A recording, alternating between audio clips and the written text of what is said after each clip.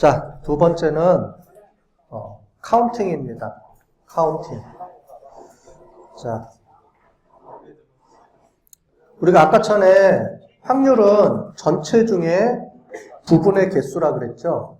자, 그러면 카운팅을 왜 배우느냐면 아까 전에 보는 것처럼 전체 개수를 세야 되잖아요. 전체가 몇 개지 도대체? 그 다음에 내가 원하는 거는 개수가 몇 개야? 몇 번 나와? 개수가 몇 개지? 이거를 세야 될 거 아니에요. 그래야지 전체 중에 내가 원하는 개수를 셀 수가 있잖아요. 그죠? 그럴 때 필요한 게 카운팅이라는 겁니다.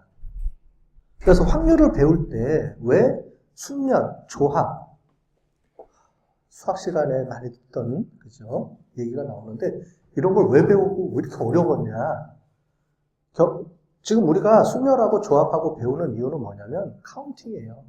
전체 개수가 몇 개지? 그 다음에 내가 원하는 개수가 몇 개지? 내가 원하는 경우 그 사건이 몇 번 나타나지? 이거를 세야 되는데 아까 전에 보는 것처럼 다 셀 수가 없다는 거죠. 그런데 우리가 어떤 규칙을 알면 그 규칙을 이용해서 쉽게 배울 수가 있어요. 그래서 경우의 수 또는 순열, 조합 이런 걸 배우는 겁니다. 자, 카운팅은 아까 전에 우리가 확률을 가능성이라고 그랬죠? 가능성은 결국은 경우의 수가 몇 개가 나오느냐, 전체가 몇 개고 이게 경우의 수고요. 그걸 하기 위해서 카운팅을 배우는 겁니다. 그래서 원소의 개수를 효율적으로 계산하기 위해서 배우는 거예요. 자, 예를 들어 볼게요. 동전을 3번 던집니다. 그래서 앞면이 2번 나오는 경우. 그럼 이제 전체를 해야 되잖아요. 전체를 하려고 그러면 수학 시간에 많이 봤던 이런 표가 보일 겁니다. 많이 봤죠? 수학 시간에? 맨날 수학 시간에 동전 던지면서 뭐 이런 얘기 했을 거예요. 자, 그러면 우리가 중요한 거는 이 그래프표가 중요한 게 아니고요. 이게 전체가 몇 개가 나오는지를 보여주기 위해서 이 표를 그리는 거예요. 자, 그래서 그림으로 이렇게 나열을 했는데 실제로 이걸 가지고 해봅시다. 그러면 총 나오는 경우의 수가 8가지죠? 1번부터 8번까지 총 8개가 나와요. 그럼 우리가 아까 전에 봤던 것처럼 전체가 몇 개라는 걸 파악됐죠, 이제? 전체는, 8개구나. 파악이 됐어요. 전체가 8개. 그 중에 앞면이 2번 나오는 경우, 이제 세봐야죠. 그랬더니 2번, 3번, 5번에서 총 3번 나오네요. 3번 나왔구나. 그럼 이제 확률의 개념에 의해서 전체 중에 내가 원하는 사건의 개수에서 전체 8개 중에 3번 나타났다. 그래서 이렇게 카운팅이 되는 겁니다.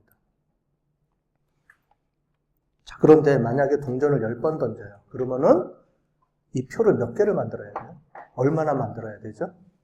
감이 안 오죠? 하루 종일 작업해야 될 거예요. 그 다음에 TTTTT 10개 해갖고 TTF, TTF 말도 헷갈리네. 그죠? 이런 걸 해야 돼요. 자, 그림을 그리면 어려워요. 그래서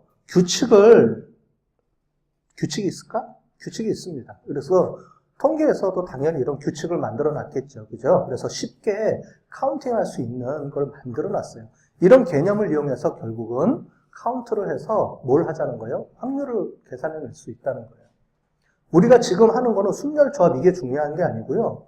순열, 조합 이런 거를 왜 배우느냐? 카운팅을 하기 위해서 배우는 거고요. 카운팅을 왜 하느냐? 개수 세기 위해서, 뭐 하기 위해서? 확률을 배우기 위해서, 확률을 계산하기 위해서는 전체와 내가 원하는 사건의 개수가 필요하기 때문에 카운팅을 배우는 겁니다.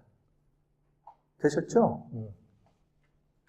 자, 그러면 어떤 규칙이 있을까요? 아주 쉽습니다. 여러분들이 순열, 조합 이런 게 어려운 단어를 배웠는데 순열, 조합은 기본적으로 뭐냐면 고백 법칙이에요. 고백 법칙. 요거 하나만 알면 됩니다. 끝. 계산하는 거는 경우의 수는 몇 개가 나타나느냐? 경우의 수는 고백 법칙입니다. 옆에 보면 뭐라고 많이 나오는데 이거예요. 주사위 한 개에 숫자가 몇 개 나온다 그랬죠? 6개. 주사위가 또 하나 있어요. 몇 개 있어요, 숫자가? 숫자가 몇 개 있어요? 주사위 하나에. 또 하나가 있어요. 주사위 2개를 내가 있어요. 그러면 숫자가 6개, 6개죠. 자, 그러면 첫 번째 주사위를 던졌는데 1번이 나왔어요. 숫자 1이. 두 번째 던지면 숫자가 몇 개 나올 수 있어요? 1번부터 6번까지 다 나올 수 있죠. 첫 번째 주사위가 2번 나왔어요. 두 번째 던지려면 몇 개가 나올 수 있어요? 세 번째에 3번이 나왔어요. 두 번째 몇 번 나와요? 6개요. 그래서 고배 법칙 몇 개예요? 주사위가 앞에가 6개 있고 뒤에가 6개 있으면 곱해주면 돼요. 그냥. 쉽죠? 끝! 이거예요. 곱의 법칙이에요. 뒤에 순열 조합은 다 곱의 법칙이에요. 그걸 응용을 한 거예요. 되게 복잡하게 생각하는데 원리만 알면 쉬워요. 그래서 제가 얘기했잖아요. 수학이나 이런 것들은 원리고 논리고 이해하는 거예요. 그래야지 공식을 외우면 절대 모릅니다. 공식은 되게 어렵죠. 수학적 공식으로 따지게 되면 우리가 지난 시간에 평균 배웠을 때도 제가 뭐 조합평균 이런 거 숫자로 계산 안 했죠. 공식으로. 논리적으로 설명했죠. 이게 왜 이렇게 되는지에 대해서 평균의 개념을 설명하면서 했어요. 자, 카운팅을 해야 되는데 전체가 몇 개고 뭔지 모르겠어요. 이제 개수를 세야 되는데 주사위 2개가 있어요. 그러면 전체는 몇 개예요? 무조건? 6 곱하기 6? 36개네. 그림표 안 그려도 되네, 이제. 그냥 숫자로 이제 나오네요. 그죠? 당연히. 이해되셨죠? 자, 그럼 이거 한번 해볼까요? 자, 우리가 미팅을 해요. 남학생 3명하고 여학생 4명이 미팅을 해야 돼요. 그러면 전체 어떻게 짝이 맺어질 수 있는 경우의 수는 총 몇 개일까요? 어떻게 알았지? 천재들인데. 3 곱하기 4, 12개. 맞아요. 자, 남자 1번에 여자 1, 2, 3, 4가 번호가 붙어 있으면 남자 1번에 여자 몇 명이 짝이 될 수 있어요? 총 4번이죠. 남자 2번도 4번. 남자 3번도 4번. 이 개념이에요. 경우의 수라는 거는 곱해주면 돼요, 그냥. 자, 부사장이 3명이 있고요. 이사가 4명이 있고 부장이 5명이 있어요. 이 중에서 대표 1명씩 뽑아서 위원회를 구성하려고 그래요. 총 몇 개예요, 그러면? 나타날 수 있는 경우 수가. 전체가. 이 천재들인데? 금방 알지, 어떻게? 다들? 자, 그럼 하나 더 해봅시다. 총 52장의 카드가 있는데 그림이 12개고요. 숫자가 10개예요. 하나당. 그러면 그림 12개에 숫자가 40개가 있겠죠? 그죠? 자, 그러면 한 개의 그림 카드와 2개의 일반 카드가 될 가능성은요? 문제를 이해를 못했어요?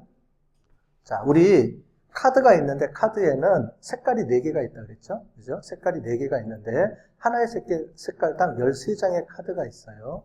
근데 숫자 1, 2, 3, 4, 5, 6, 7, 8, 9, 10 써 있는 게 10개가 있고 11, 12, 13은 그림으로 표시가 돼 있어요. 숫자로 안 써 있고. 그래서 영어로 써 있습니다. 그래서 그걸 얘기하는 거예요. 그래서 그림 카드가 이렇게 있어요. 총 12개의 그림 카드하고 숫자 카드가 총 10개가 있어요. 40개가 있어요. 참, 40개. 한 그림당 10장씩 40개가 있어요. 그러면 12개하고 숫자 카드가 40개가 들어가 있어요. 그러면은 가능성은? 해봅시다. 그럼 어떻게 나와요?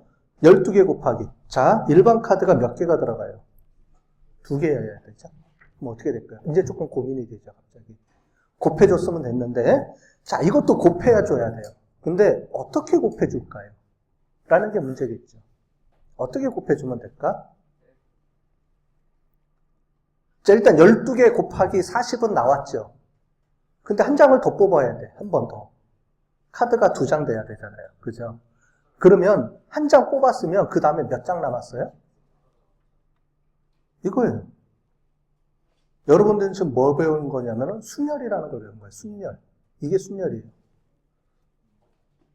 카드가 40장 있는데 그 다음번 카드는 한 장 뽑았으면 그 다음에 카드는 몇 개 있어요?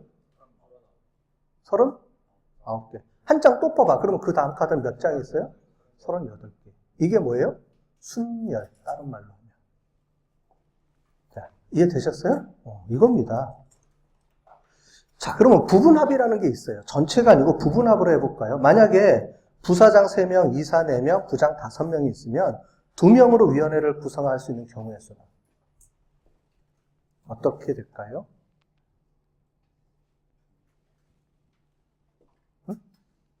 좀 복잡해지죠? 부분합은? 자, 이렇게 해볼까요? 이렇게 나옵니다. 3 곱하기 4 더하기 3 곱하기 5 더하기 4 곱하기 5 해서 이렇게 나옵니다.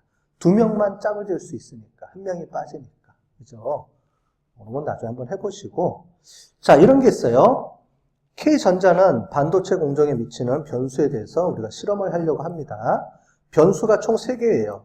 온도, 습도, 재료가 있습니다.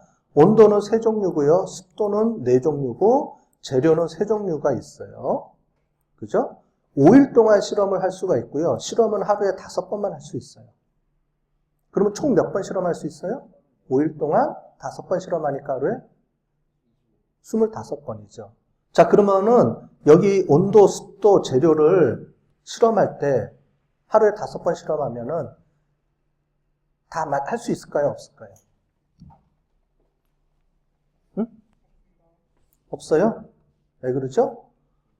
세팅하는데 걸리는 경우의 수가 총 몇 개가 있어요?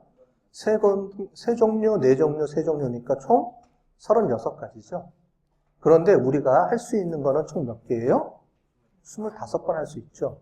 그래서 결국 우리는 5일 동안 실험을 마칠 수가 있을까요? 없습니다. 그죠? 이런 걸 우리가 계산해낼 수가 있어요.